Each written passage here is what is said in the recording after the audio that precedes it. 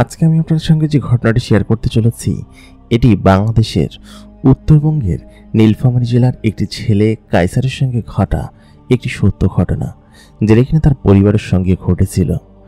ঘটনাটি শুনলে আপনারা সকলে অবাক হয়ে যাবেন। কায়সার পেশায় একজন সাধারণ কৃষক পরিবারের ছেলে ছিল এবং সে নিজেও কৃষিকাজ করত তার বাবার সঙ্গে। কিন্তু এক রাত, যে রাতে সে মাঠ থেকে বাড়ি ফেরার পথে এক আশ্চর্য জিনিসের সাক্ষী হয়। একটা জিন মেয়ে যে কিনা মাঠের ধারে আহত অবস্থায় পড়েছিল এবং তারপর থেকেই কায়সার তাকে অনেকটা সাহায্য করে এবং তারপর কায়সারের জীবন এমনভাবে পাল্টে যায় যেন কায়সার কখনো গরিবই ছিল না এমন মনে হতো। আসসালামু আলাইকুম দর্শক, সকলে কেমন আছেন? স্বাগত জানাচ্ছি দ্য মেগা বক্সের নতুন আরও একটি এপিসোডে।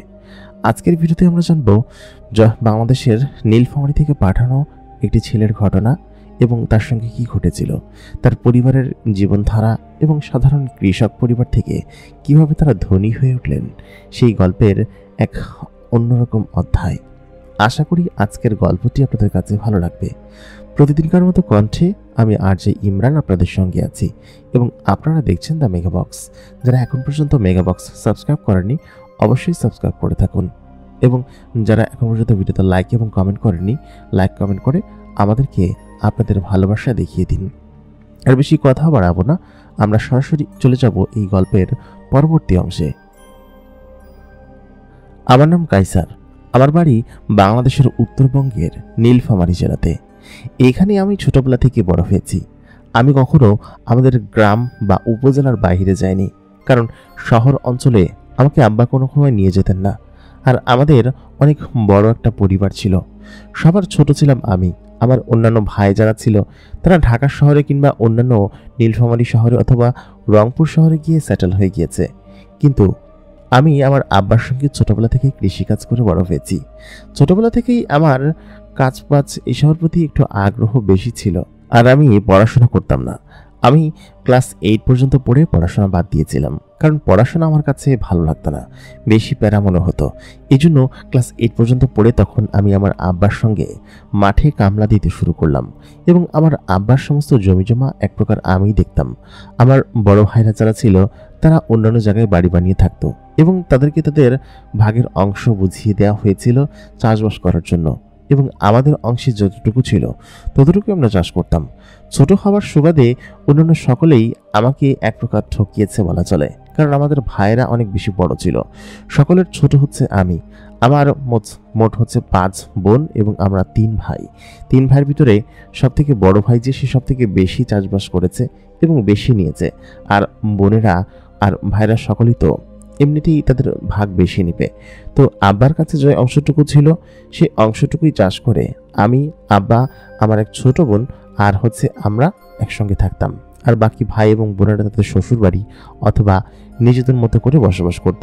তো ছোটবেলা থেকে আমি যখন দেখে এসেছি, ক্লাস 8 থেকে যখন আমি পড়াশোনা বাদ দিলাম, তারপর থেকে আমার বাবার সঙ্গে মাঠে কামলা দিতে শুরু করলাম এবং তখন থেকে আমার জমি জমার হিসাব ভালো মতো মাথায় আসলো। আমি আব্বাকে সবসময় বলতাম যে আব্বা, তুমি তোমার সমস্ত জমি জমা দিয়ে দিছো অথচ আমার জন্য কিছু রাখো নাই। তখন সে বললো কি যে তোর জন্য এই ভিটা রাখছি না, এই ভিটা এবং জায়গা জমিন এগুলো তোর। আর ওরা যেসব মাঠান জমি নিছে একটু বেশি নিছে আমি জানি, কিন্তু ওই জমির পরিমাণ বেশি হইতে পারে, কিন্তু এই বাড়ির জমির দাম ওইখান থেকে বেশি, এই জন্য আমি এটা তোর জন্য রাখছি। তো তখন আব্বাকে আমি বললাম যদি এটার নিয়ে ওরা ভাগাভাগি করতে আসে, তখন আব্বা বললো কি যে এটা আমি মরার আগে তোরা লিখে দিয়ে যাবো না, তুই চিন্তা করিস না। তো এগুলো আমাকে আব্বা ছোটবেলায় বলতো। জমি জমা নিয়ে অত কিছু আমি বুঝতাম না, তবে আমাদের কাছে কয়েকখানি জমি ছিল, সেই জমি চাষবাস করতাম আমি এবং আব্বা দুজনে মিলে। ছোটবেলা থেকেই আমি এবং আব্বা একই সঙ্গে থাকতাম এবং আমাদের ভাব ছিল সব থেকে বেশি। আমার বয়স যখন 18-19 বছর হলো, তখন আমি এবং আব্বা একদিন চাষ করতেছি, ঠিক সেই মুহূর্তে হঠাৎ করে আব্বা ওইখান থেকে মাটিতে পড়ে গেল। আর কি চাষ করতেছিল, ধান ক্ষেতের মাঝখান থেকে মাটিতে পড়ে গেল। আব্বাকে নিয়ে হাসপাতালে ভর্তি করা হলো। তারপর ডাক্তার জানালো তার ডান পাশ প্যারালাইসিস হয়ে গিয়েছে এবং এই পাশ দিয়ে সে আর কখনো উঠে দাঁড়াতে পারবে না। সে হয়তো চিকিৎসা কেমোথেরাপি দিলে একটু একটু করে সুস্থ হবে, কিন্তু তার এই পাশে আর কাজ করবে না। তো সে এটা বলল। তো এরপরে আমি তো এক প্রকার আমার মাথার উপর বাঁশ ভেঙে পড়লো, একদম পুরো আকাশটা ভেঙে পড়লো। কারণ হচ্ছে পুরো সংসারের দায়িত্ব তখন আমার একার উপর এটা এসে পড়েছে। আগে তো আমি আব্বার সঙ্গে গিয়ে হেল্প করতাম জাস্ট, কিন্তু এখন পুরো চাষবাস আমাকে নিজে থেকেই করতে হবে। যদিও পুরো চাষবাস সমস্ত কিছু আমি একাই পারতাম, আমি লাঙল চালাতে পারতাম, আর ট্রাক্টর তো তখন এসে গিয়েছিল। তো ওই সমস্ত জিনিসপাতি আমি খুব ভালো পারতাম। তো যাক, আব্বা অসুস্থ হয়ে যাওয়ার পরে আমার উপর একটা অন্যরকম প্রেশার চলে আসে। প্রেশারটা কিছুটা এমন ছিল যে সংসার চালাতে হবে, নিয়মিত ফসল উৎপাদন করতে হবে, সেগুলো বিক্রি করে আব্বার চিকিৎসা করাতে হবে। পাশাপাশি আমার একটা ছোট বোন আছে, তার বিয়ের সাথে দিতে হবে। সেও যুবতী হয়ে উঠেছিল, প্রায় 16-17 বছর বয়স, আমার থেকে মাত্র 2 বছরের ছোট। তো তাকেও বিয়ের সাথে দেওয়ার একটা বিষয় আছে। অন্যান্য ভাই বোন যারা ছিল তারা তো এক প্রকার তাদের সংসার, ধর্ম এবং সমস্ত কিছু নিয়ে ব্যস্ত, তারা তো এইসব জিনিস সম্পর্কে তেমন ইয়ে রাখে না। তবুও বড় ভাই কিছু টাকা পয়সা পারলে দিত, না পারলে দিত না, এরকম করে সংসার চলছিল। তো যাক, আমি সেই রাত্রেবেলা আমাদের হচ্ছে গিয়ে যে সে চাষ করেছিলাম সেই জমিতে কিছু কাজ ছিল। তো সেই কাজের উদ্দেশ্যে আমি রাত্রেবেলা একা একা বসেছিলাম। ভাবলাম জ্যোৎস্নারাত আছে যেহেতু, জমিতে গিয়ে একটু কাজ করে দিয়ে আসি। আর এই রাত্রেবেলা আমার এমনিতেও ভালো লাগছিল না, জমিটা ছিল আমাদের বাড়ির পাশেই, একদমই পাশেই ছিল। তো আমি চিন্তা করলাম যাই গিয়ে একটু যে কাজ করে আসি, বসে থেকে তো লাভ নেই। তখন সন্ধ্যা 7-8টা বাজবে। তো ভাবলাম যে কাজ করে তারপর আমি আসি, এতে করে সময় কেটে যাবে আর মনও ভালো হয়ে যাবে। তো আমি তখন মাঠে গেলাম। মাঠে গিয়ে আমি তখন আমাদের যে ভুঁই ছিল সেই ভুঁই নিড়াচ্ছিলাম, ফুল জ্যোৎস্নারাত ছিল, চারিদিকে পুরো ফকফকা দেখা যাচ্ছিল। ঠিক সেই মুহূর্তে আমি আচমকা খেয়াল করলাম একটা আলোকিত বস্তু উপর থেকে নিচে আমার জমির ফসলের ভিতর ধাপ করে পড়লো। তো এটা কি ছিল, এটা আমি প্রথমে পেছন দিক দিয়ে পড়েছে বলে আমি বুঝতে পারিনি। তো পেছন দিকে যখন আমি তাকালাম, তাকিয়ে আমি হতভম্ব হয়ে গেলাম যে কী জিনিস পড়লো এরকম আলোকিত হয়ে। তবে দেখলাম যেখানটায় পড়েছে সেই জায়গাটায় একটু ফসল বেঁকে গিয়েছে, আর সেইখানে আলো জ্বলছে তখনও, এবং মনে হচ্ছে যে কোনো কিছু পুড়ছে আর কি এরকম। তো আমি তখন গেলাম, যাওয়ার পর দেখলাম কি যে একটা আলো সেই আমাদের যে ধান ক্ষেত ছিল সেই ধানের মাত্র ছোট ছোট গুটি উঠেছে, সেইখানে হচ্ছে কি সে এরকমভাবে পড়ে আছে। তো আমি কি করবো কিছু ভেবে উঠতে পারছিলাম না। আমি তখন সেখানে গেলাম, যাওয়ার পর আমি তাকিয়ে দেখলাম কি যে সেখানে একটি মেয়ে উপর থেকে নিচে পড়েছে, এবং তার শরীরের বেশ অংশ হচ্ছে কি আলো জ্বলছে, এবং তার পরনে রানীদের যেরকম পোশাক থাকে ঠিক সেরকম পোশাক। এবং অদ্ভুতভাবে আমি তার দিকে তাকিয়ে বললাম কি যে আপনি এখানে কি করছেন, আর এরকমভাবে ওপর থেকে কীভাবে পড়লেন? মেয়েটা আমার দিকে হাঁ করে তাকিয়েছিল, সেজন্য কিছু বুঝে উঠতে পারছে না। ঠিক সেই মুহূর্তে মেয়েটা তখন তার চোখ বন্ধ করে ফেলে, এবং কেন বন্ধ করে সেটা আমি জানি না। আমি তখন তার কাছে এগিয়ে যাই, এগিয়ে গিয়ে তাকে ধরার চেষ্টা করি, কিন্তু মেয়ে মানুষ যেহেতু তাকে তো এরকমভাবে ধরতে পারি না, আর উপর থেকে সে কীভাবে আসলো সেটাই যেন আমি কোনোভাবে বুঝে উঠতে পারছিলাম না। তারপর আমি তাকে বললাম যে এই যে শুনছেন, সে কোনো প্রশ্ন উত্তর দিল না। বেশ খানিকক্ষণ পর তাকে আমি সেই মাঠের ওই মাঝখান থেকে তুলে আমাদের ওই মাঠের পাশে একটি হচ্ছে গিয়ে ঘর ছিল, যে ঘরে হচ্ছে গিয়ে মূলত সেচ দেওয়ার জন্য মেশিন রাখতো। তো ওইখানে একটা মাচা পাতা ছিল, মাচার পর আমরা এসে বসতাম, গাছ ছিল নিচে একটা। তো সেই মাচার উপর তাকে শোয়ালাম। শোয়ানোর পর মেশিনের ওইখান থেকে আজকেই সেচ দিয়েছে, তো পানি এনে তখন তার মুখে ছিটালাম। মুখে ছিটানোর পর সে তখন খানিকটা চোখ খুলে এদিক ওদিকে তাকালো, এবং বারবার এদিক ওদিকে তাকাতে লাগছিল। ততক্ষণই মেয়েটার শরীর থেকে আলোটা আর কি নিভে গিয়েছে, এবং তার শরীরে সেরকম আলো ওরকমভাবে নেই। তো আমি সত্যি ভয় পাচ্ছিলাম, এবং সে সাথে আশ্চর্য হচ্ছিলাম যে তার শরীরে আলো জ্বলছে কীভাবে। ভাবলাম হয়তো কোনো উন্নত টেকনোলজি জামা পড়েছে, আর তখন তো টেকনোলজি উন্নত অবস্থায়। তো আমি একটু একটু ভয় পাচ্ছিলাম, আর সে উপর থেকে কীভাবে আসলো সেটাও বুঝতে পারছিলাম না। তো তখন মেয়েটি উঠে বসলো, বসে আমার দিকে তাকালো, একবার এদিকে তাকাচ্ছে একবার ওদিকে তাকাচ্ছে। তাকানোর পর কোনো একটা ভাষায় আমাকে কিছু একটা বললো, কিন্তু আমি সেটা বুঝতে পারলাম না। আমি বললাম যে কী বলছেন? আমি একটু সাহসী ছিলাম, ছোটোবেলা থেকে সাহসী। ওই ছোটোবেলায় দেখা যেত কিছু অন্ধকারের মধ্যে ভিসিআর দেখতে চলে যেতাম, তারপর এই সিডি প্লেয়ার আনলে পাড়ার অন্য গ্রামে সেখানে চলে যেতাম একা একাই, কোনো ভয়টাই লাগতো না। তো সেই সময়তে আমার তেমন ভয় লাগলো না। তো আমি তখন তাকে প্রশ্ন করলাম যে আপনি কে, এবং এখানে কী করছেন, ওই উপর থেকে কীভাবে আসলেন? মেয়েটি তখন আমার দিকে আবার তাকিয়ে অন্য কোনো একটা ভাষা কি বলছে আমি বুঝতে পারছি না। আমি তখন তাকে বললাম কি বলছেন, কিছু তো বুঝতে পারছি না। সে তখন আমাকে বলল যে আপনি এখানে কি করছেন, আর আপনি আমাকে একটু বাঁচান দয়া করে। তো মেয়েটি আমার সঙ্গে বাংলা ভাষায় কথা বলার আগে আমার হাত ধরেছিল, মানে আমার হাতের উপর হাত রেখেছিল। হাত রাখার পর বেশ কিছুক্ষণ চুপ ছিল। তো এরপরে আমি জাস্ট দেখলাম যে সে তার মুখ দিয়ে বাংলা ভাষায় কথা বলছে। তো এটা কিভাবে হলো আমি জানি না। একটু আগে যে ভাষায় কথা বলছিল সেই ভাষাটি আচমকা পরিবর্তন হয়ে গেল কিভাবে। তো আমি তখন তাকে বললাম যে, আমি এখানে কাজ করতে এসেছি, কিন্তু আপনি উপর থেকে কিভাবে আসলেন, আর আপনি আমার ভাষা কিভাবে জানছেন? আপনাকে তো দেখে সত্যি মনে হচ্ছে যে আপনি কোনো মানুষ নন। কারণ মানুষ হলে আপনি এরকম সুন্দর, এরকম অদ্ভুত হয়ে উপর থেকে পড়া, আপনার শরীরে আলো জ্বলা, এরকমটা কখনো হতে পারে না। তখনও তার শরীর থেকে এক ধরনের আলোকিত আভা বের হচ্ছিল এবং তার শরীরে এক ধরনের ঘ্রাণ ছিল, যে ঘ্রাণটা সত্যি মানে অন্যরকম মায়াময় ঘ্রাণ ছিল। তো আমি তখন তাকে এই কথা বলতে সে তখন বলল যে, হ্যাঁ, আপনি ঠিক ধরেছেন, আমি কোনো আশরাফুল মাখলুকাত না, আমি একটা জিন, জিনের মেয়ে। এই কথা শুনে তখন একটু ভয় পেলাম আমি, কারণ জিন সম্পর্কে এর আগে অনেক গল্প আমি শুনেছি এবং জিনেরা যে ভালো হয় না সেটাও আমি জানি। তো ওইটার ভয়ে আমি তখন মাচা থেকে নেমে নিচে দাঁড়ালাম, নিচে দাঁড়িয়ে খানিকটা সরে গেলাম। তো মেয়েটি তখন উড়ন্ত অবস্থায়, মানে আমি যেরকম নেমেছি ঠিক সেরকম না, উড়ন্ত অবস্থায় আমার কাছে আসে এবং আমার হাত ধরে আমাকে শূন্যে ভাসিয়ে ফেলে। শূন্যে ভাসিয়ে আমাকে হচ্ছে ওইখান থেকে টেনে, আমি তখন মাটি থেকে প্রায় 1-2 হাত উপরে ধানের ক্ষেতের উপর দিয়ে উঠতেছি। তো এইটা দেখে তখন আমার ভয় লাগতে শুরু করলাম, তখন চিৎকার করতে শুরু করলাম। আমি বললাম যে, হাত ছাড়েন আমার, হাত ছাড়েন, আপনি আমার কোথায় নিয়ে যাচ্ছেন? তো মেয়েটির শরীরে তখন আবার সেই আগের মতো আলো জ্বলছে এবং সে তখন আমাকে সঙ্গে করে ওইখান থেকে খানিকটা দূরের একটা জায়গায় নিয়ে গেল। নিয়ে যাওয়ার পর বলল কি যে, চুপ, একদম চুপ করে থাকেন, আমি আপনার কোনো ক্ষতি করব না, ক্ষতি করার হলে কতক্ষণ করে ফেলতাম, বরঞ্চ আপনি আমার উপকার করেছেন। এই কথা শুনে তখন আমি খানিকটা শান্ত হয়ে বললাম যে, আমি আপনার উপকার আবার কিভাবে করলাম, কখন করেছি? মেয়েটি তখন উত্তর দিল, করেছেন, এখন একটু চুপ থাকুন তো, আমি পালানোর চেষ্টা করছি আর আপনি চেষ্টা করছেন যেন আমি আপনার সঙ্গে ওদের সঙ্গে ধরা দেই। তখন আমি সেখানে চুপ করে একটা গাছের আড়ালে ও এবং আমি দাঁড়িয়ে আছি। ও একদম আমার কাছাকাছি দাঁড়িয়ে, মানে ও এমনভাবে আমার হাতটা ধরেছে, আমি না পারছি ওর হাত ছাড়াতে আর না পারছি ধরতে। তো ঠিক সেই মুহূর্তে মেয়েটি আমাকে বলল, যাক, বাঁচা গেল। আমি বললাম যে, কি হয়েছে, বাঁচা গেল মানে কি বলছেন? সেই মেয়েটি তখন বলল, আসলে মূলত হয়েছে কি, আমি যে এখানে এসেছি সেটা আমার ভাইয়েরা টের পেয়ে গিয়েছে, আর ওরা আমাকে মানুষের পৃথিবীতে আসতে নিষেধ করেছে। এখানে নাকি ভালো মানুষ থাকে না, মানুষের নাকি খারাপ হয়, আর ওরা ঠিক সবসময় ঘুরে বেড়ায়, আমাকে ঘুরে বেড়াতে দেয় না।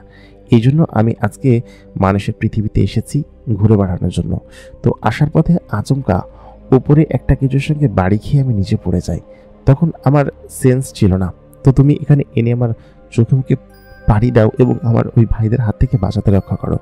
ওরা তখন এদিকে ওদিকে খোঁজাখুঁজির চেষ্টা করে, কিন্তু একটা মানুষের কাছে তো আর আমি যাব না। তোমাকে ওরা দেখেছে, কিন্তু তুমি যে আমাকে এই ঘরের ভিতরে লুকিয়ে রেখেছো সেটা ওরা দেখেনি। এই জন্য ওরা এখান থেকে চলে গিয়েছে। তো অনেকক্ষণ পর ওরা যখন আমার এখানে আসে, ওরা এখানে আসলে নিশ্চয়ই আমাকে খোঁজাখুঁজি করবে ঘরের ভিতরে। এই জন্য আমি এখান থেকে চলে আসলাম, যাতে করে ওরা আমাকে খুঁজে না পায়। আমি তখন বললাম যে, খুঁজে না পাই তাহলে তাহলে আপনি এখানে এসেছেন কিসের জন্য? আপনি ওদের সঙ্গে চলে যান। আসলে মানুষের দুনিয়া খারাপ, ভালো না। মানুষটা সুযোগ পেলে আপনাকে আটকে রাখবে। তখন সে বলল কি যে, হ্যাঁ, এরকমটা হয় নাকি? মানুষটা কি আমাদের শক্তিশালী নাকি? আমরা ওদের থেকে অনেক বেশি শক্তিশালী। তখন আমি বললাম কি যে, আমি তো একজন মানুষ, কই আমি তো আপনার থেকে শক্তিশালী না। আপনি যেরকম উঠতে পারেন, গায়েব হতে পারেন। মেয়েটি তখন বলল, না, আমার আসলে মানুষের এখানে আসার খুব শখ ছিল ছোটবেলা থেকে, ঘুরতে বেশ ভালো লাগে। আচ্ছা, আপনি তো একজন মানুষ, তাই না? আপনি কি আমাকে ঘুরিয়ে দেখাবেন সমস্ত জায়গা? আমি তখন বললাম যে, কি বলছেন? আমি আপনাকে ঘুরিয়ে দেখাবো কিভাবে? আর আপনি দেখেন, আপনি আপনার জগতে ফিরে যান। আর এইখানটা আসলে খুব খারাপ। আপনি যেটা ভাবছেন তেমনটা না। যদি আপনাকে এখানকার কেউ দেখে, বিশেষ করে কিছু অসাধু হুজুর এবং তান্ত্রিক আছে, ওরা দেখলে আপনাকে আটকে রাখবে আর ওদের কাজে ব্যবহার করবে। আমি এরকম অনেক ঘটনা শুনেছি। তখন সে বলল, আরে না, এরকম কিছু হবে না। আর তুমি অনেক ভালো আছো, বুঝছো? তোমাকে দেখে বুঝেছি, চলো। আমি বললাম যে, কোথায় যাব? মেয়েটি তখন উত্তর দিল, চলো তো, আগে গেলে তারপর বুঝতে পারবে। আমি তখন মেয়েটির পেছন পেছন হাঁটতে শুরু করলাম। মেয়েটি এত চঞ্চল এবং অদ্ভুত অদ্ভুত সব কথা বলে। তারপর সে বলল কি যে, শোনো, এখন থেকে আমি তোমাদের বাড়িতে থাকবো, ঠিক আছে? কিছুদিন আমাকে রাখো এবং তোমাদের বাড়ির আশেপাশে সমস্ত জায়গা আমাকে ঘুরিয়ে দেখাবে।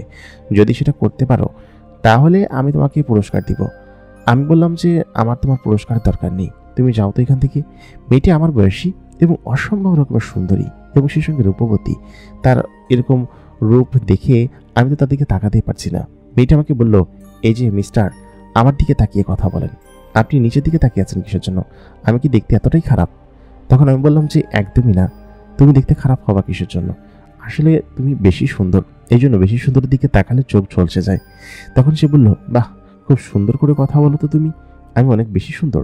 দেখো তো, আমার এলাকার সকলে বলে আমি নাকি সুন্দর না, অথচ আমি তোমার চোখে কত সুন্দর। তখন আমি বললাম যে হ্যাঁ, তুমি অনেক বেশি সুন্দর অন্যান্য সকলের থেকে, এবং তোমাকে দেখে আমার বেশ সুন্দরই মনে হয়েছে। মেয়েটি তখন হাসতে শুরু করলো এবং আকাশের দিকে তাকিয়ে কোনো কিছু একটা বলছিল। সে তখন আমাকে পেছন পেছন আসতে বলে তারপর বললো কি যে তোমাদের বাড়ি কোনটা বলো, তোমাদের বাড়িতে যাব, তোমাদের বাড়িতে কিছুদিন থাকবো। তবে হ্যাঁ, তুমি চিন্তা করো না, তোমার আর আমার বিষয়ে কেউ টের পাবে না। আমি এমনভাবে থাকবো যে কেউ দেখতেও পারবে না, ঠিক আছে? এত পরিমাণ চঞ্চল মেয়ে এর আগে আমি কখনো দেখিনি। তারপর মেয়েটি আমাকে এক প্রকার জোর জবরদস্তি করেই আমার বাড়ির ঠিকানা সে গছিয়ে নিল। আমি বললাম, আমার খেতে কিছু কাজ আছে, তো কাজ শেষ করে তারপরে আসি। সে বললো, কাজ পরে করা যাবে, তুমি চলো, তোমাদের বাড়িতে চলো, না হলে আমার ভাইরা দেখলে এর দিকে ঘোরাফেরা করছি তাহলে নিশ্চয়ই তারা খোঁজাখুঁজি করবে। তারা অন্তত পক্ষে এতটুকু শিওর হোক যে আমি এই অঞ্চলে নেই, অন্য অঞ্চলে চলে গিয়েছি, তাহলে কেবলমাত্র বোঝা যাবে। তারপর মেয়েটি এক প্রকার জোর জবরদস্তি করে আমাকে আমার বাড়ি পর্যন্ত নিয়ে যেতে বাধ্য করলো। আমাদের বাড়িতে ঘর ছিল দুইটা, এক ঘরে আব্বা আম্মা থাকতো আর ছোট বোন এক রুমে থাকতো, আর এই পাশের একটা ঘর ছিল, এই ঘরটা ছিল ওই ঘর থেকে একটু ছোট, এবং এই ঘরে আমি থাকতাম একা পুরো ঘরে আর কি। তো ওই ঘরটা ছিল সব থেকে বড় ঘর। আমার অন্যান্য বোনেরা ভাইরা সকলে আমরা এখানেই বড় হয়েছি, তো দুইটা ঘরে বড় হয়েছি। তো এই পাশের ঘরে আমি থাকতাম আর এই ঘরটা পুরো আমারই ছিল। তো আমি তখন বললাম কি যে এখানে এসেছি, তুমি সাবধানে ঘরে যাও, এটা হচ্ছে আমার ঘর, এখানে যাও, আর হচ্ছে গিয়ে দয়া করে তুমি এখান থেকে চলে যেও, কারণ আব্বা আম্মা দেখতে পারলে খবর আছে আমার যে আমি একটা যুবতী এরকম সুন্দরী মেয়েকে ঘরে নিয়ে এসেছি, এটা যদি কোনোভাবে টের পাই। সে তখন হাসতে শুরু করলো। আমি তখন আচমকা তার মুখ চেপে ধরলাম। তার চেহারা এবং ঠোঁট এত বেশি নরম, আমি সেকেন্ডের মধ্যে তার মুখটা আবার ছেড়ে দিলাম। সে তখন হা হয়ে রইল, বললো কি যে আমার মুখ চেপে ধরার দরকার কি? আমার কণ্ঠ তো কেউ শুনতে পাচ্ছে না, শুধুমাত্র তুমি ছাড়া আর কেউ শুনতে পাচ্ছে না। এই কথা বলার সঙ্গে সঙ্গে ভেতর থেকে আমার আব্বা বেরিয়ে আসলো। বেরিয়ে এসে বললো, কি রে, তুই এখানে কি করছিস, আর কই গেছিলি? তখন আমি বললাম যে না আব্বা, কিছু না, ও কেউ না। এই কথা বলতে তখন আব্বা বললো যে ও কেউ না মানে কি কি বলছিস, কিছু তো বুঝতে পারছি না। সেই মুহূর্তে মেয়েটি তখন খিলখিল করে হেসে দিল। হেসে দিয়ে বললো কি যে তোমার আব্বা আমাকে দেখতে পাচ্ছে না, তোমাকে কতবার বলবো? আমি একবার আব্বার দিকে তাকাচ্ছি, একবার ওই পরি মেয়েটার দিকে তাকাচ্ছি। আমি তখন বললাম যে আচ্ছা ঠিক আছে, এইবার বুঝতে পারছি। তারপর আব্বা বললো কি যে কি বুঝতে পারছিস? আমি বললাম যে না আব্বা, কিছু না, তুমি যাও। তারপরে দৌড়ে ঘরের ভিতরে চলে গেলাম এবং পরীটা আমার পেছন পেছন ঘরের ভিতরে আসলো। আমি তখন ঘরের ভিতরে গিয়ে বসলাম, বললাম, আব্বা সত্যি তোমাকে দেখতে পাচ্ছে না? জিন মেয়েটি বললো, হ্যাঁ সত্যি আমাকে দেখতে পাচ্ছে না, তোমার ঘরটা তো বেশ বড় এবং বেশ সুন্দর। আমি বললাম যে সৌন্দর্য আর কি দেখলে, বরঞ্চ তোমাদের এলাকা এবং অঞ্চলগুলো হয়তো সুন্দর হয়। আমি ছোটবেলায় আমার দাদার কাছ থেকে অনেক গল্প শুনেছি, তিনি আমাদের জিনপরীদের গল্প শোনাতেন এবং বলতেন যে জিনপরীরা নাকি অনেক সুন্দর হয়। দাদা যেটা বলেছিল ঠিক সেটাই, তুমিও অনেক সুন্দর। এ কথা শুনে তখন সে বললো যে তুমিও সুন্দর, তবে তোমাদের ঘরটা এরকম এরকম অদ্ভুতভাবে তৈরি করা কেন? আমি বললাম যে আমাদের ঘর তো এরকমভাবেই হয়, তুমি মনে হয় এর আগে কখনো মানুষের জগতে আসনি। ও তখন বললো, এসেছিলাম একবার, আমার আব্বার এক বন্ধু মানুষ ছিলেন, তিনি খুব বড় আলেম এবং পীর ছিলেন, তার বাসায় একবার গিয়েছিলাম। তো সেইখানে আমার আব্বা আমাকে নিয়ে গিয়েছিল, তবে খুব ছোটবেলায়, আজকে থেকে অনেক বছর হবে, 80-90 বছর আগে তো হবেই।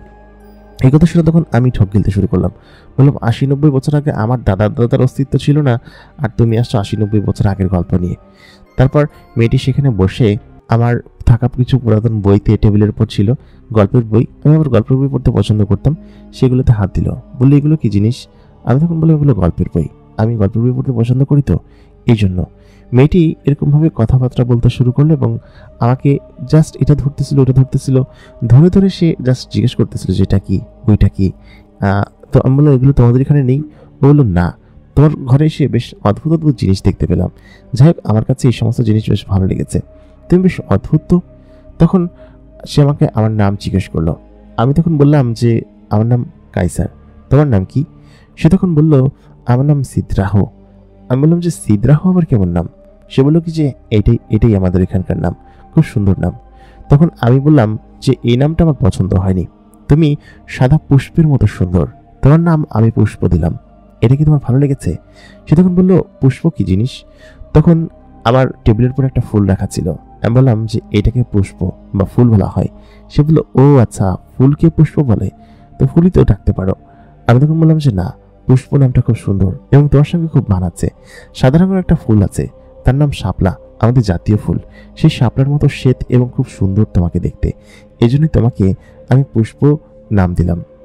সে তখন বলে, নামটা আমার খুব ভালো পছন্দ হয়েছে, কিন্তু আমার আসল নাম চিত্রাহ এবং আমি ওইখানকার খুব সুন্দর নামের অধিকারী। আমি তখন একটু হেসে বললাম, এটা সুন্দর নাম? ও তখন বললো, হ্যাঁ, আমাদের এখানকার সুন্দর নাম এটাই। তবে হ্যাঁ, তুমি কিন্তু আমার ভাইদের কাছে তুমি তুলে দিবে না, কারণ হচ্ছে আমি এখানে কিছুদিন থাকবো তোমার সঙ্গে এবং তোমাদের পৃথিবীটা দেখবো, দেখে তারপর যাব। আর আমার কথা কাউকে বলবে না, ঠিক আছে? বললে কিন্তু আমি এর পর দিন চলে যাব। আমি বললাম, সে চলে যাও, গেলেই তো ভালো হয়। সে তখন বললো, একদমই না, এখান থেকে আমি একদমই যাবো না। তুমি আমাকে যতই তাড়াতে চেষ্টা করো, যদি এটা বলা ঠিক হয়নি যে আমি চলে যাবো, বরঞ্চ তুমি যদি কাউকে বলে দাও, তাহলে তোমার ঘাড়ে ভালো মতো চেপে বসে থাকবো। আর জানো তো জিনাটা কত কিছু করতে পারে। আমি বললাম যে আচ্ছা ঠিক আছে চিত্রাহ, তুমি চিন্তা করো না কিছু। ও পুষ্প, আমি তোমাকে নাম দিয়েছিলাম পুষ্প। ও তখন বললো যে আচ্ছা ঠিক আছে, তোমার নাম গ্রহণ করলাম, এখন চলো আমরা ঘুরতে যাব। আমি বললাম যে কোথায় যাব? তুমি না একটু আগে বললো যে তোমার ভাইয়েরা দেখে ফেলবে, রাত্রেবেলা এখন বের হওয়া যাবে না। তুমি এক কাজ করো, তুমি এখানে বিশ্রাম করো, তারপর না হয় আমরা অন্য একদিন ঘুরতে যাব। আমার খুব খারাপ লাগছে, আমি ওটা খেয়ে এসে ঘুমাবো। ও তখন বললো, তুমি একা খাবে, আমি খাবো না? আমি বললাম যে চলো তাহলে, কিন্তু কথা হচ্ছে যে তোমাকে যদি খাবার প্লেট দেই, আব্বা তো দেখে টের পেয়ে যাবে। এক কাজ করি, আমি কিছু খাবার 2টা প্লেটে উঠাই নিয়ে আসি, তারপর নয় তুমি এখানে খেও। আমি তখন রান্নাঘরে গিয়ে কুড়ুর কুড়ুর করতে লাগলাম। মা একটু পরে আসলো এবং ছোট বোন এসে বললো, কিরে তুই কুড়ুর কুড়ুর করতেছিস কেন? আমার বোন আমার হাতে 2 প্লেট দেখে বললো কি যে, কিরে তুই 2 প্লেট নিছিস কিসের জন্য? 2টা প্লেট নিয়ে কোথায় যাচ্ছিস? আমি তখন বললাম, আরে না, 1 প্লেট তোকে দেওয়ার জন্য নিয়ে যাচ্ছিলাম, ধর। তো ও ধরার সঙ্গে সঙ্গে বললো, আল্লাহ তোর কি আজকে কি কোন দিক দিয়ে সূর্য উঠছে? তুই নিজে কোনোদিন বাইরে খাইস না, আজকে তুই আমার জন্য বাইরে নিয়ে আসতেছিস? এটা তো আশ্চর্যের বিষয়। তারপর সে নিয়ে গেল। যে একটা প্লেট নিয়ে আমি কোনো মতো বাসায় আসলাম, নিজের রুমে আসলাম। এসে তখন তাকে দিলাম, সে হাসতে হাসতে শেষ। বললো কি যে, তার মানে তুমি অলস, তুমি নিজে নিজে কোনো কিছু করে খাও না, তোমার বোন সবসময় তোমাকে কিছু করে খাওয়ায়, তাই না? এই জন্যই তোমার বোনের সঙ্গে তোমার এত মিল। যাই হোক, আমার জন্য নিয়ে এসেছো সেজন্য ধন্যবাদ। আমি বললাম যে আমি খাবো না, তুমি একাই খাবা। ও তখন বললো, আমার ক্ষুধা লেগেছে, দেখি তোমাদের এখানকার খাবার কিরকম হয়।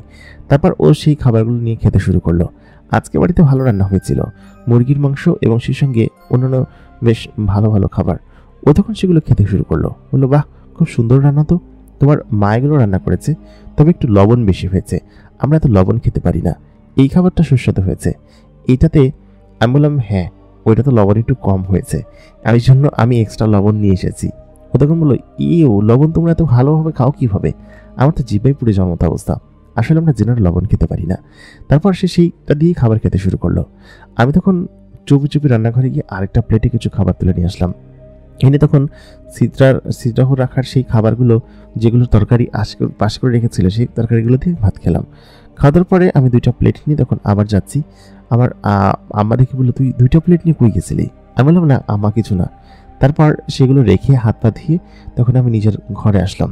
ঘরে আসার পর দেখি পরিমেয়েটা আমার বিছানার উপর টান টান হয়ে শুয়ে আছে। আমি তখন বললাম যে, এই তুমি আমার বিছানায় কেন শুয়েছো? তাড়াতাড়ি নিচে নামো, ওইখানে গিয়ে শো, তোমাকে নিচে বিছানা করে দিচ্ছি। ও তখন বললো, একদমই পারবো না, আমার এরকম বিছানা ছাড়া শুতে আমার ভালো লাগে না, আর তাছাড়া তোমার বিছানাটা একটু শক্ত, আমার বিছানা এর থেকে খুব ভালো এবং নরম, খুব সুন্দর বিছানা, সেহেতু আমি এই বিছানা ছেড়ে কখনো যাব না, তুমি নিচে শুলে শো, না হলে না শো। তারপর ও আমার বিছানার উপর শুয়ে গড়াগড়ি খাচ্ছে। আমি তখন ওকে টান দিলাম হাত ধরে। ও তখন বললো, না কাইসার, তুমি যাও না, নিচে শো। এমনভাবে বলছে যেন আমি ওইখান থেকে না সরে পারলাম না। ও তখন শুয়েছিল। আমার ঘরের ভিতরে একটা পাটি ছিল এবং সেটা বিছিয়ে একটা বালিশ ওর কাছ থেকে কোনো মতো কেড়ে কুড়িয়ে তখন নিচে শুলাম। ও তখন শুয়েছিল সেখানে। তারপর আমি শুলাম, লাইট নিভিয়ে দিলাম। সিদ্রাহ পরিটা তখন বলল যে, কাইসার তোমরা কি অন্ধকার এরকম ভাবে ঘুমাও? আমাদের ওইখানে অন্ধকার আমাদের ভালো লাগে না, বিশেষ করে আমরা যখন ঘুমাই তখন চারিদিকে আলো থাকে, কারণ আমরা দিনের বেলা ঘুমাই, তো এই জন্য আমার ঘুম আসছে না, তুমি আমার সঙ্গে একটু গল্প করো। আমি তখন বললাম যে, কি গল্প করবো বলো তো? সে তখন বলল, যে তোমাদের এইখানকার নিয়ম কানুন বা এখানে কিভাবে ইয়ে করো থাকো। আমি বললাম তুমি আস্তে আস্তে থাকো, টের পেয়ে যাবে। আর আমার ঘুম পাচ্ছে, দয়া করে আমাকে বিরক্ত করবে না, ঠিক আছে?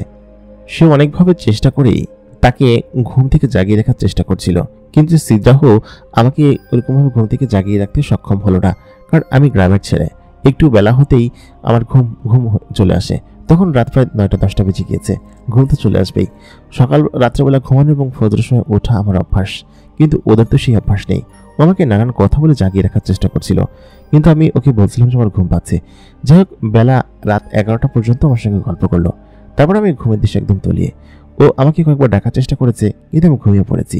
ও এদিকে ওদিকে খোঁজাখুঁজি করার চেষ্টা করেছে, কার সঙ্গে কথা বলবে, কিভাবে কথা বলবে, কিন্তু ও এখানে আমাকে ছাড়া আর কাউকে চেনে না।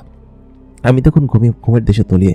তো অর্ধেক রাত্রেবেলা আচমকা আমাকে একদম ভালোভাবে ডেকে তুললো, মানে এমন মনে হলো যে ভূমিকম্প হয়েছে। আমি তখন সঙ্গে সঙ্গে উঠে দেখি ওই মেয়েটি আমার একদম বুকের উপর ঝুঁকে আছে। আমি তখন লাফতে উঠে পড়লাম। উঠতে গিয়ে ওর কপালের সঙ্গে আমার কপালে বাড়ি খেলো। ও তখন বললো, ও মা, তুমি কি করলে এটা? আমি বললাম যে তুমি এখানে কি করছো আমার এখানে? ও তখন বললো যে আমার ভয় লাগছে। আমি বললাম যে তুমি একজন জিন হয়ে বলছো ভয় লাগছে? আমার তো তোমাকে দেখে ভয় লাগেনি। ও তখন বললো, তুমি তো সাহসী, এই জন্য তোমার ভয় লাগেনি, কিন্তু আমি তো একটা জিন মেয়ে, তাই না? আমার তো একটু ভয় লাগবেই। আসলে ভয় লাগছে হচ্ছে গিয়ে বাইরে কিছু কুকুর ঘেউ ঘেউ করছে চারিদিকে, তো ওইটা দেখে আমার ভয় লাগছে। আমি তখন বললাম যে ভয় লাগার কি আছে, কুকুরটা ঘরে আসতেছে নাকি, আর তোমাকে আক্রমণ করতেছে নাকি? ও তখন বললো, আমি দেখেছি, আমি জানলা দিয়ে বাইরে তাকাতে কুকুরগুলো সব আমার দিকে তাকিয়ে ঘেউ ঘেউ করছে। সত্যি সত্যি আমি বাইরে এসে দেখলাম কি যে প্রায় 10-12টা কুকুর আমার উঠানোর উপর ওই ঘরের জানলার কাছে এসে ঘেউ ঘেউ করছে। আমি তখন একটা লাঠি নিলাম, লাঠি নিয়ে তখন সেই কুকুরগুলোকে সেখান থেকে তাড়িয়ে দিলাম এবং জানলা বন্ধ করে দিলাম। বললাম, এখানে কোনোভাবেই যেন তুমি আর জানলা খুলবা না, কারণ রাত্রেবেলা কুকুররা জিনকে দেখতে পায়, মানুষরা দেখতে পায় না, তো কি ফেলছে এটা আমরা জানি। সেহেতু তুমি এখানে এরকমভাবে শুয়ে থাকবে যেন কুকুরে তোমাকে দেখতে না পায়, ঠিক আছে? ও তখন সেখানে শুলো, কুকুর সেখান থেকে চলে গেল। বেশ খানিক্ষণ পর আমি যখন ঘুম থেকে উঠলাম, দেখলাম সকাল হয়ে গিয়েছে এবং বিছানায় উঠে দেখি কি যে তখন সিদ্রাহ ঘুমাচ্ছে। এত সুন্দর মায়াবী চেহারা কারোর হতে পারে? রাতের বেলা তার শরীরে যেরকম আগুন জ্বলে, আলো জ্বলে, দিনের বেলা তার ত্বকের ভিতরে এবং চেহারার ভিতরে যেন ঠিক তেমনি উজ্জ্বলতা ভাব বজায় থাকে। আমি তখন এই পাশে এটা জানালাটা খুলে দিলাম। জানালাটা খুলে দেওয়ার সঙ্গেই আমি দেখতে পেলাম সেখানে আমার ছোট বোন দাঁড়িয়ে আছে। সঙ্গে সঙ্গেই সে দেখে ফেললো বিছানার উপর অন্য কোনো একটা মেয়ে শুয়ে আছে। আমি কি করবো ভেবে উঠতে না পারে দ্রুত জানলা বন্ধ করে দিলাম। তখন সে বলল, এই কে রে তোর রুমের ভিতরে? এটা কে? আমার বোন স্পষ্ট দেখেছে যে ওইখানে কি কোনো একটা মেয়ে শুয়ে আছে, কারণ জানলা দিয়ে স্পষ্ট দেখা যাচ্ছিল। সঙ্গে সঙ্গেই আমি জানলাটা বন্ধ করে দিলাম। আমি ভেবেছিলাম হয়তো জানলা খুললে ওর ঘুম ভাঙবে। আমি তখন সঙ্গে সঙ্গেই ওকে ডাকতে তুললাম, বললাম, এই এই ওঠো ওঠো ওঠো সিদ্রাহ, তোমাকে দেখা যাচ্ছে, আমার বোন তোমাকে দেখে ফেলেছে। সঙ্গে সঙ্গেই ও তখন ঘুম থেকে উঠে বলল, কি হয়েছে? আমি তখন বললাম যে আমার বোন তোমাকে দেখে ফেলেছে। দরজা তখন ঢোকা পড়ছে। ও তখন বললো যে ও ঘুমানোর সময় আসলে আমার শক্তি কাজ করে না, আমি অদৃশ্য হয়ে থাকি, তো এই জন্য। আচ্ছা ঠিক আছে, এখন আমি অদৃশ্য হয়ে গেছি, তুমি যাও। তখন আমি সঙ্গে সঙ্গে গিয়ে দরজা খুললাম। দরজা খোলার পর ও বলে কিছু, কিরে তো ঘরের ভিতরে এরকম সুন্দর ঘ্রাণ কিসের? তুই পারফিউম কিনেছিস? খুব সুন্দর ঘ্রাণ। আমি বললাম যে আচ্ছা সুন্দর ঘ্রাণ হয়েছে, ভালো হয়েছে, কিন্তু তুই এখানে কেন এসেছিস? আর ও তখন বললো যে আমি তো উঠেছিলাম, কিন্তু তোর ঘরের ভিতরে একটা মেয়েকে দেখতে পেলাম, মেয়েটা কোথায়? আমি বললাম যে মেয়ে কোত্থেকে আসবে, তোর মাথা কি ঠিক আছে? তখন ও আশেপাশে সব জায়গায় খুঁজতে শুরু করলো, কিন্তু কোথাও কোনো মেয়ে পেল না। কিন্তু সিদ্রাহ তখন বিছানার উপরই বসেছিল। ও তখন হাসছিল মিটির মিটির করে। তারপর আমার ছোট বোন চলে গেল। ও তখন বলল যে আজকে তুমি ধরা খেতে খেতে বেঁচে গিয়েছো, তবে কি সুন্দর একটা ঘুম এসেছিল, তুমি কেন জাগালে আমাকে? আমি তখন বললাম যে তোমরা না দিনের বেলাতে ঘুমাও, তো ঘুমাও, তবে হ্যাঁ ঘুমানোর সময় অবশ্যই অদৃশ্য অবস্থায় থেকো। ও তখন বললো, জানলা কেন খুলেছ? আমরা অন্ধকারে ঘুমাতে পছন্দ করি। আমি বললাম আচ্ছা ঠিক আছে, অন্ধকারেই ঘুমাও। তারপর আমি সকালবেলা উঠে বাইরে বের হয়ে আসলাম এবং আর যত কাজ থাকে খাওয়া দাওয়া শেষ করে এখন আমি এবং আব্বা চলে গেলাম মাঠে। কারণ মাঠে আজকে ধানে মই দিতে হবে, আর ধানের বোক ছেড়েছে, নতুন ফসল উৎপন্ন হচ্ছে, আর অন্য ভুঁইতেও কাজ আছে। তো সব মিলে আমি এবং আব্বা তখন উঠলাম। তো উঠে আব্বা আমাকে বললো যে তা তুই যা, আমি তোর যে বীজের করা সেগুলো করে দিচ্ছি। আব্বা তো উঠে বসতে পারতো না, দাঁড়াতে পারতো না আর কি, উঠে বসতে পারতো মোটামুটি, হেলান দিয়ে হাত দিয়ে টুকটাক কাজ করতো। তো আব্বা আমাকে সার বানায় দিল। তো আমি সেই সারগুলো নিয়ে তখন চলে গেলাম, কিছু সার দিতে হবে আর মই দিতে হবে। তবে তখন মই নিয়ে চলে গেলাম এবং ধানের কাজবাজ শেষ করে আমি 2টার দিকে বাড়িতে আসলাম। বাড়িতে আসার পর আমি দেখতে পেলাম যে বাড়িতে একটা হইচই লেগে গিয়েছে, যে একটা বিড়াল নাকি খাবারের ঘরে ঢুকে বেশ কিছু খাবার খেয়ে ফেলেছে এবং বিড়ালটাকে এমন অদৃশ্য এবং ধূর্ত বিড়াল যে সেকেন্ডের মধ্যে গায়েব হয়ে যাচ্ছে আবার অন্য জায়গা দিয়ে বের হচ্ছে, এরকম জিনিস দেখতে শুরু করলাম। আমি সঙ্গে সঙ্গে ঘরের ভিতরে গেলাম, দেখলাম আমার বিছানার উপর একটা বিড়াল শুয়ে আছে।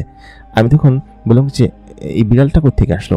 তারপরে বিড়ালটাকে চেপে ধরলাম, চেপে ধরার সঙ্গে সঙ্গেই বিড়ালটা মানুষের রূপান্তর হয়ে গেল। আমি তখন লজ্জায় যেন আমার মাথা কাটা যাচ্ছে। আমি দেখলাম আমি সিদ্রার বুকের যে নিচের অংশ, কোমরের উপরের অংশটুকু চেপে ধরে আছি এবং বিড়ালটার ওইখানে ধরেছিলাম। ও তখন আমাকে বলল, তুমি এরকমভাবে আমাকে ধরতে পারলে? আমি তখন সঙ্গে সঙ্গে ছেড়ে দিলাম।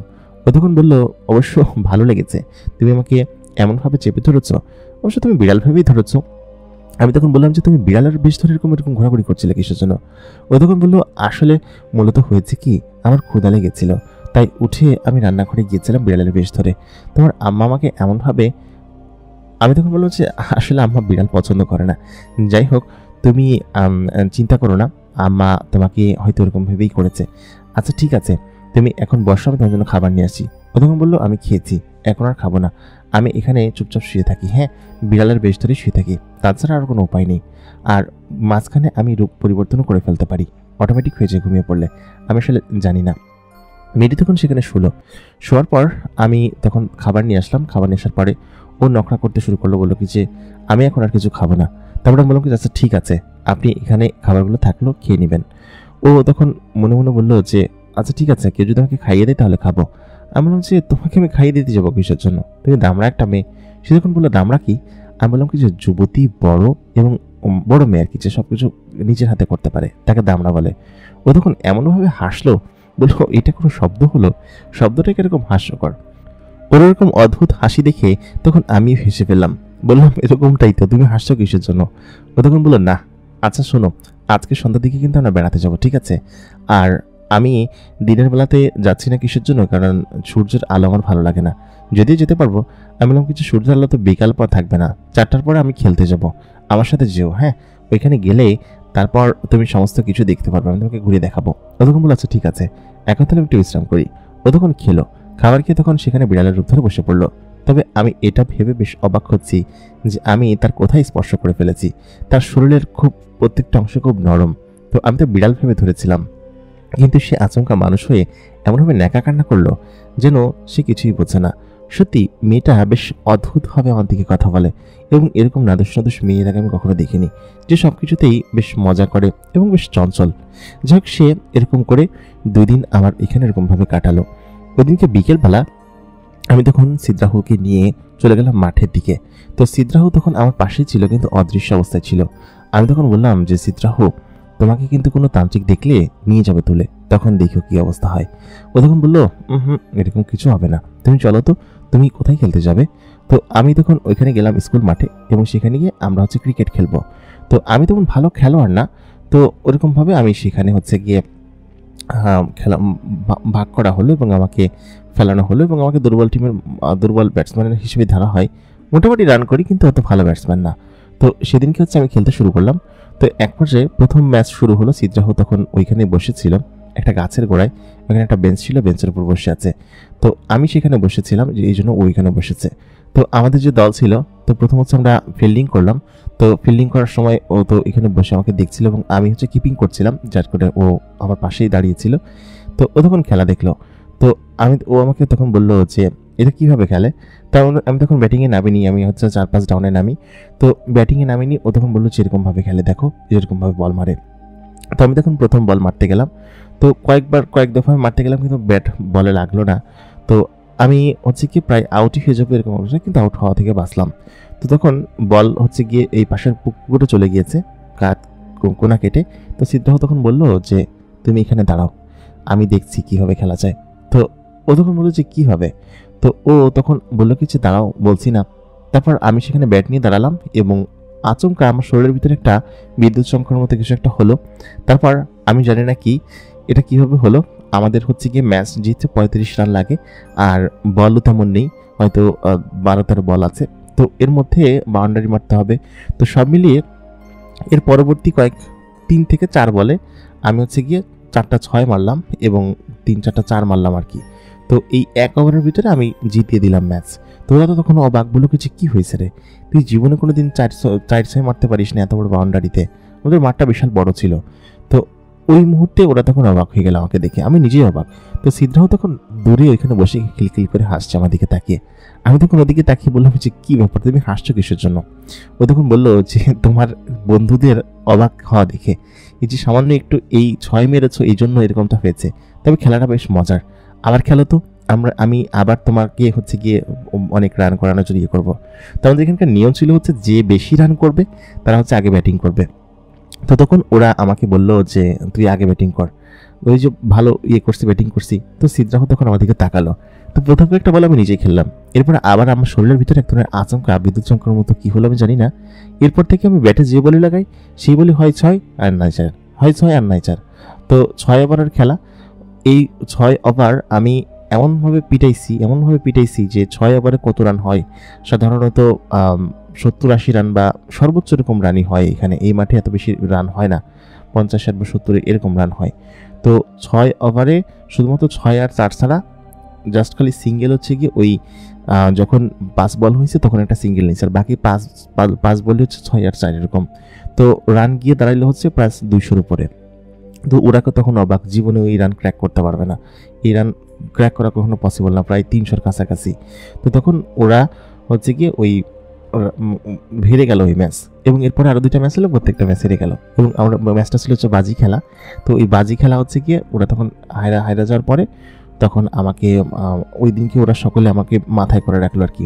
তো সন্ধ্যার দিকে আমি এবং সিদ্রাহু আসছিলাম, ও তখন বললো কি যে আজকে তুমি কত কিছু নিয়ে আসছো, দেখো কয় টাকা জিতছো আজকে। তাই বললাম কিছু আজকে অনেক টাকা জিতছি দেখো। আমি তখন ওকে টাকা দেখালাম। ও তখন বললো যে আজকে তাহলে তুমি আমাকে কিছু খাওয়াও, তোমাদের এখানকার সব থেকে ভালো কি জিনিস পাওয়া যায়। তো আমি আর ওকে নিয়ে বাড়িতে গেলাম না, সিদ্রাহু তখন আমার পাশে ছিল, ওকে নিয়ে তখন আমি গেলাম আমাদের যে বাজার ছিল। তো পরীটাকে কেউ যে দেখতে পাচ্ছে না এটাই আশ্চর্যের বিষয়, যে আমার সঙ্গে জলজন্ত একটা সুন্দরী মেয়ে হাঁটছে, এত সুন্দর যে তার চেহারা, যে তার দিকে তাকালে যে পাগল হয়ে যাবে। তো সে আমার পাশে পাশে হাঁটছে, আমাকে জাদু বলে যা যা করার দরকার সব কিছু করছে, অথচ কেউ তাকে দেখতে পাচ্ছে না। আমার কাছে তখন মনে হতে লাগলো যে আমি নিশ্চয়ই কোনো এক সোনার খনি পেয়ে গিয়েছি, কারণ এত সুন্দর একটা মেয়ে, তার এরকম ক্ষমতা, সব কিছু মিলে আমার কাছে তাকে এত চমৎকার লাগছিল। আমি তাকে নিয়ে বাজারে গেলাম। বাজারে যাওয়ার পর তারপর হচ্ছে গিয়ে আমি বাজারের যে ছিল মিষ্টির দোকান ছিল, সেই মিষ্টির দোকানের কাছে গেলাম।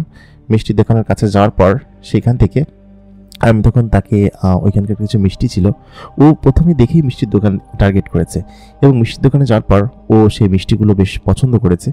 বলে কি যে এই মিষ্টি দেখে আমার খুব ভালো লেগেছে, খেতেও খুব ভালো লাগছে আমার কাছে। ও তখন সেই মিষ্টির দোকানে ঢুকে এক দফায় দফায় মিষ্টি খেতে শুরু করলো। তো অনেকগুলো মিষ্টি খেয়ে ফেললো। আমি তখন বললাম যে সিদ্রাহু তুমি কি করছো, তুমি মিষ্টি সব খেয়ে ফেলো, আমার কাছে এত টাকা নেই। ও তখন বললো আমার কাছে বেশ ভালো লাগছে।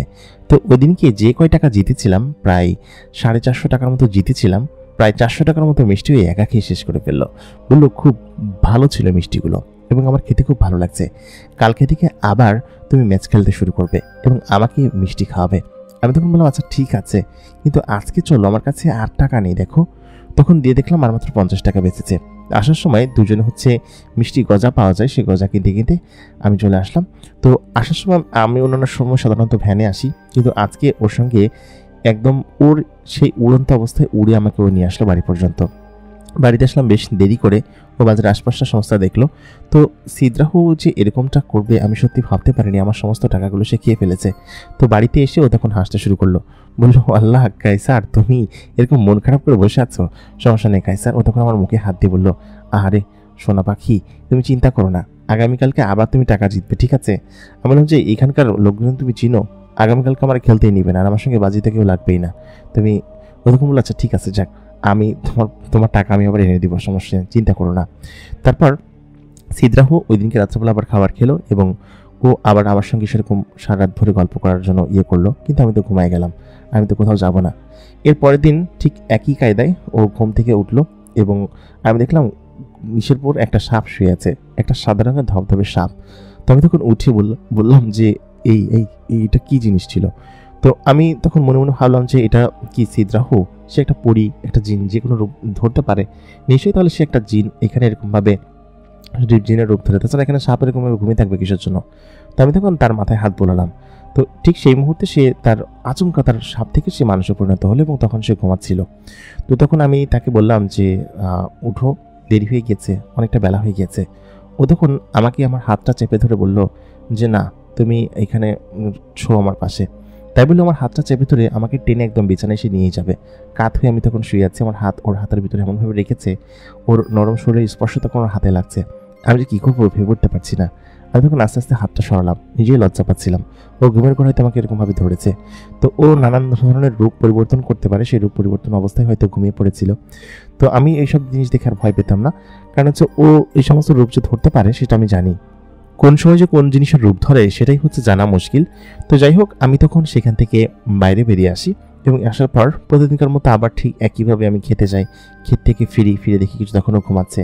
ঘুম থেকে ওকে টেনে তুলে হচ্ছে গিয়ে ওকে গোসল করার জন্য পাঠাই জোর জবরদস্তি করে। এবং যখন গোসল করে তখন আমি হচ্ছে গিয়ে আমার ঘরের বাইরে বসে থাকি, যে ও যদি গোসল করার সময় কেউ যদি দেখে ফেলে ওকে, বা আমার ছোটো বোন যদি ঢোকে, তো আমি চুরিচামারি করে আমার ছোটো বোনের যে কাপড় সেটা ওর গায়ে লাগে। আল্লাহ মাহবুদ জানে কেমনে লাগে। তো আমার চুরিচামারি করে ছোটো বোনের যে কাপড়গুলো বাক্সের ভিতরে ছিল সেই কাপড়গুলো বের করে তখন ওকে দিতে লাগলাম। বললাম যে তুমি এইগুলো পরো। ও তখন বললো বাহ, খুব সুন্দর জামা তো, ওর ছোটো বোন পরে এইগুলো, তাই না? এখানকার সমস্ত কিছু আমার কাছে খুব ভালো লাগতে শুরু করেছে। ও প্রত্যেক দিন আমার সঙ্গে এরকমভাবেই ঘুমাতে এবং ঘুম থেকে উঠতো এবং বেলা করে ঘুম থেকে উঠতো, কারণ ওদের অভ্যাস ছিল এরকমভাবে।